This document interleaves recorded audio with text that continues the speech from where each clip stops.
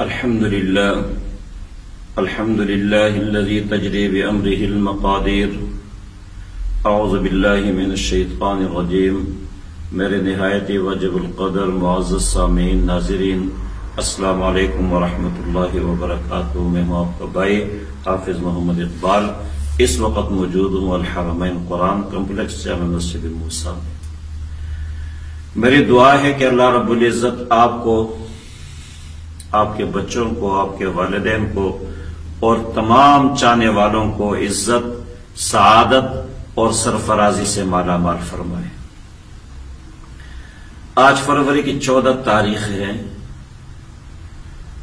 ایک خاص دن منایا جا رہا ہے. ہمارے معاشرے میں بہت ساری رسمیں آ گئی ہیں. یہ رسمیں ایمان سوز بھی ہیں، اخلاق سوز بھی ہے. یہ رسمیں خاندانی نظام کے لیے بھی خطرناک ہے اور اسلامی معاشرتی نظام کے لیے بھی زہر قاتل ہے. سب سے پہلی بات تو یہ ہے کہ اسلام میں منانے سے زیادہ بنانے کی اہمیت ہے. باتوں سے زیادہ عمل کو فوقیت ہے اور رسموں سے زیادہ حقیقت کو اہمیت حاصل ہے.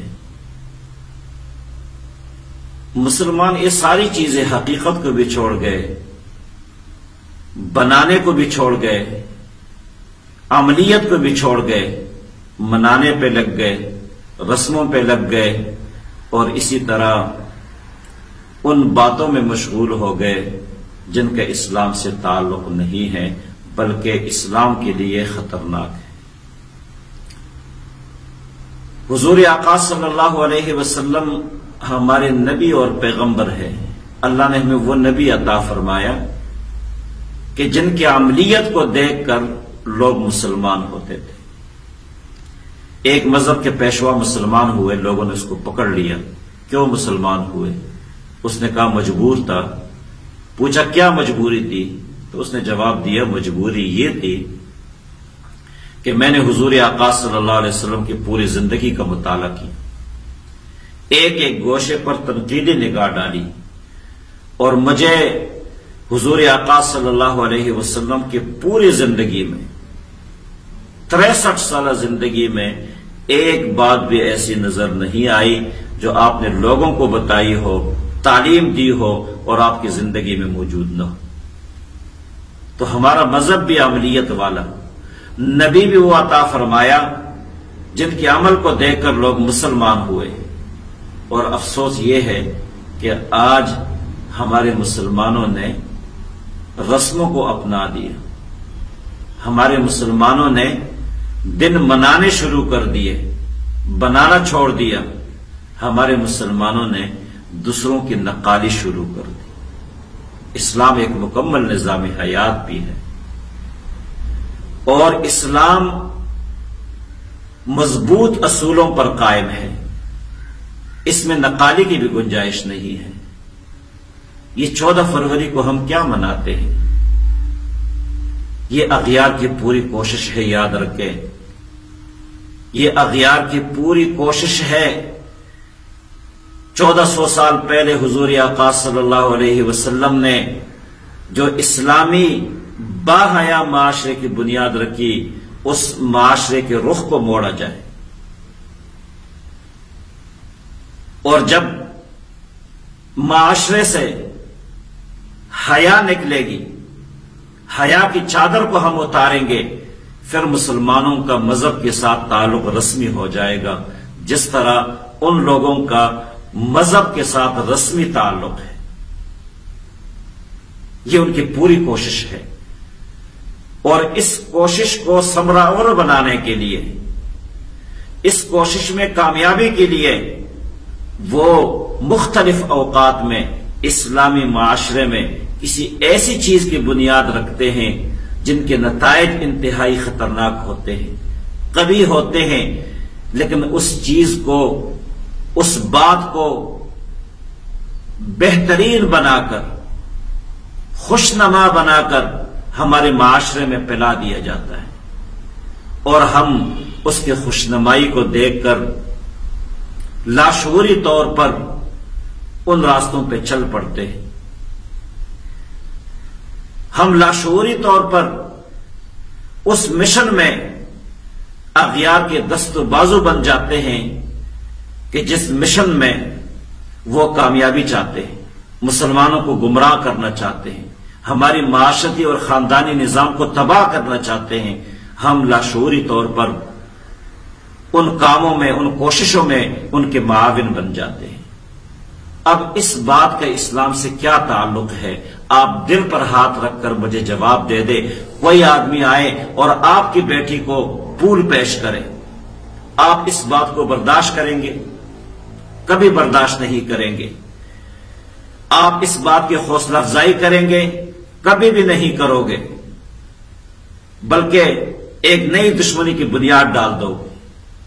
اگر کوئی بندہ اپنے بہن کے لیے، اپنے بیٹی کے لیے پھول دینا گوارا نہیں کرتا، پسند نہیں کرتا، تو پھر 14 فروری کے اس نام نہاد یوم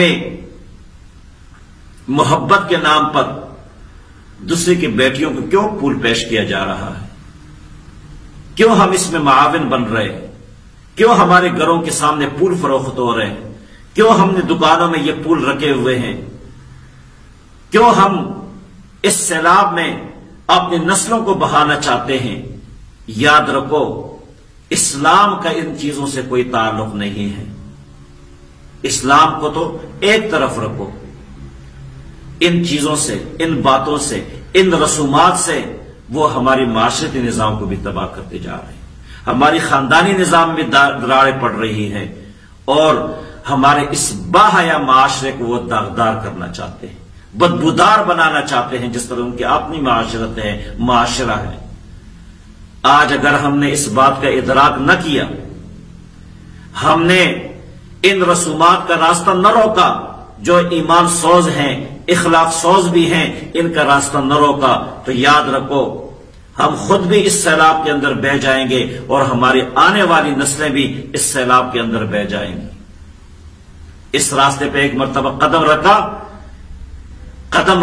پھر اس جگہ پہنچ جاتا ہے انسان کہ جہاں سے نہ آگے جانے کا راستہ ہوتا ہے اور نہ پیچھے بڑھنے کا راستہ ہوتا ہے.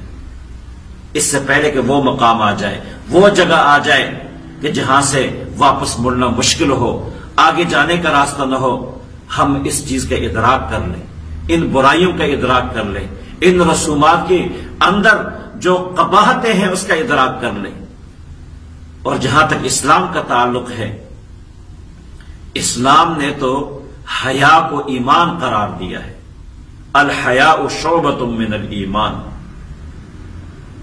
اور یہ کیسے ممکن ہے کہ اسلام کے پیروکار ہو، اس نبی کے پیروکار ہو جس نے 1400 سال پہلے یہ تعلیم دی تھی، ایک دشمن کی بیٹی کے سر پر دوپٹہ ڈالا اور یہ تعلیم دی، بیٹی چاہے اپنی ہو چاہے غیر کی ہو، بیٹی بیٹی ہوتی ہے، اس کا احترام اور اس کی عزت ہمارے لیے عزیز ہے.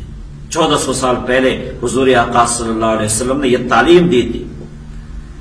آج اس آقا کے پیروکار، اس آقا کے امتی اس طرف چل پڑے ہیں، اپنے معاشرے کو، باحیا معاشرے کو داغدار کرنا چاہتے ہیں، بیٹیوں کے سر سے حیا کا دوپٹہ ہٹانا چاہتے ہیں. اور جب یہ دوپٹہ سر سے اٹھ جاتا ہے، معاشرے سے اٹھ جاتا ہے، زندگیوں سے حیا نکل جاتی ہے، تو پھر کیا ہوتا ہے؟ اذا فاتک الحیا ففعل ما شئت. جب حیا نکل جائے زندگیوں سے، معاشرے سے، تو پھر کیا ہوتا ہے؟ انسان حیوان بن جاتا ہے. جس طرح حیوان کو یہ شعور نہیں ہوتا کہ میں کس راستے پہ جا رہا ہوں، کیا کر رہا ہوں، اس راستے کے نتائج کیا ہے، اسی طرح پھر انسان بے خبر ہوتا ہے. اور یہی صورتحال آج ہماری ہے کہ ان اسلام دشمن قوتوں نے جو کبھی حرکتوں کو، کبھی رسومات کو، ایمان سوز، اخلاق سوز رسومات کو ہمارے سامنے خوشنما بنا کر پیش کیا ہے، اور ہم نے اس کی خوشنمائی میں مبتلا ہو کر، اس کی خوشنمائی میں اسیر ہو کر ہم ان کے لیے معاون بنتے جا رہے ہیں. اپنے معاشرے کو بربادی کے لیے، اپنے نوجوان نسل کو برباد کرنے کے لیے ہم ان کے معاون بنتے جا رہے ہیں. تو آج میں یہ عرض کرنا چاہتا ہوں کہ اگر ہم نے آج ان کا راستہ نہ روکا، ان کے لیے رکاوٹ نہ بنے، ایسے رسموں کی ہم نے حوصلہ شکنی نہ کی، تو یہ ہمارے لیے بھی زہر قاتل ہے، ہماری نسلوں کے لیے بھی زہر قاتل ہے، اسلام کے لیے بھی زہر قاتل ہے، اور ایمان سوز بھی ہے۔ نہ ہمارا ایمان بچے گا، نہ اخلاق بچیں گے، اور نہ ہماری نسلیں محفوظ رہیں گی۔ اللہ ہم سب کو ایسے رسموں سے محفوظ فرمائے۔ جزاکم